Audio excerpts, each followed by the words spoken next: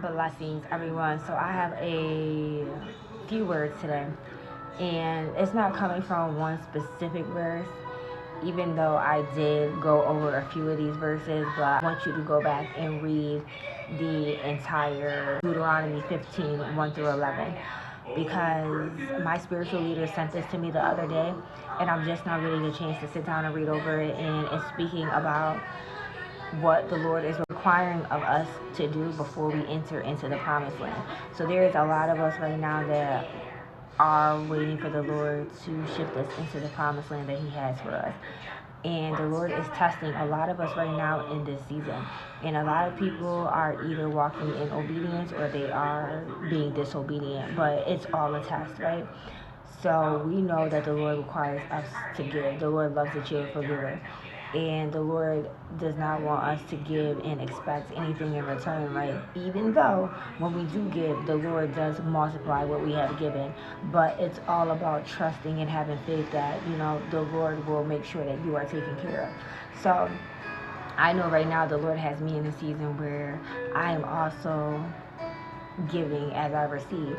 So everything that I receive is not always for me 100%. He does require me to also give where He tells me to give. And I have given to help other people, with their bills. And I have given to help people also with their shelter. People that are also in the season that I'm in as well, as far as staying in a hotel, living in a hotel. So the Lord has also required me to ask certain people, to be a blessing onto me. He instructs me to ask people for help, and they either help me or they don't help me. They're not obligated to do so. But if the Lord is having me ask a specific person, it's because He is trying to release something back onto them. So when they walk in disobedience, the Lord just moves on to the next person that is being obedient. But what it's speaking about in Deuteronomy 15, 1 through 11, is speaking about us being generous and giving and helping. So for those that do walk in obedience and they give when the Lord tells them to give, when you cross over to the promised land, you are not going to have to worry about ever wanting for anything ever again. Now, of course, the Lord will allow you to go through certain, points in your life where He will want to increase your faith. So you may have to go without something, or He may show up late, even though it's right on time in His timing, right? But when we give freely, the Lord is saying, like, I will make sure that there is no more poor among you. If you give generously and you do not hold on to things with a tight fist, if I'm telling you to give your last to someone, trust and believe I'm going to multiply that last that you are giving. And when we do that, the Lord is saying, I'm going to make sure that you are blessed in the land that I'm giving you. There's not going to be any poor among you. And because you're giving so generously, I'm going to make sure that I continue to multiply you. And you are going to be a storehouse for Him here on earth. But for those that are not doing that and they are being disobedient, you're showing the Lord that you are not ready to be a storehouse. You are not ready to receive because you cannot help. You do not want to contribute to making sure that there is no poor among you. You are not willing to help out someone that is in need. Also, when you help someone, it's speaking about debt cancellation as well. So if you are, sowing into someone and you need some debt canceled, the Lord is saying that He will also cancel out any debt that you may owe. Okay? You never know what He can do in your life when you give. Can be, needing debt cancellation, and because you sow it into this person, the Lord will cancel out your debt. The Lord will release. I have a testimony to add in here as well.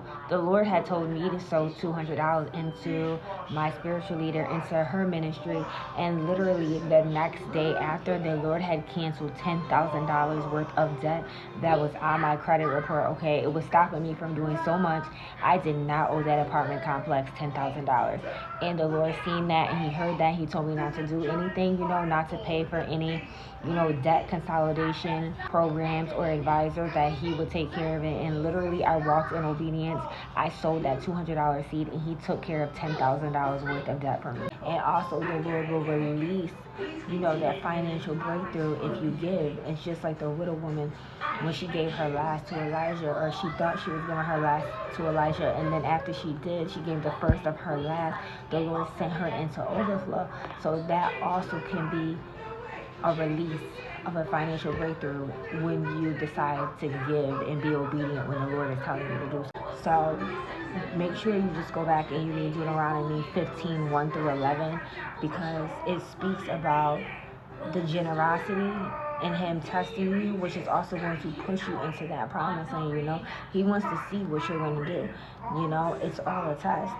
So make sure that you are taking each and everything back to the Lord, though, because I do know the enemy can trick you and have you try to sow into someone that's going to steal from you, and you don't want to do that. So make sure you always take it back to the Lord before you do help someone. But you being a blessing out to someone is going to push you into your promised land, and not only that, the Lord is going to make you are blessed in your promised land. So I pray that this message reaches whom it's supposed to reach, and I pray that you all have a blessed and prosperous day. Amen.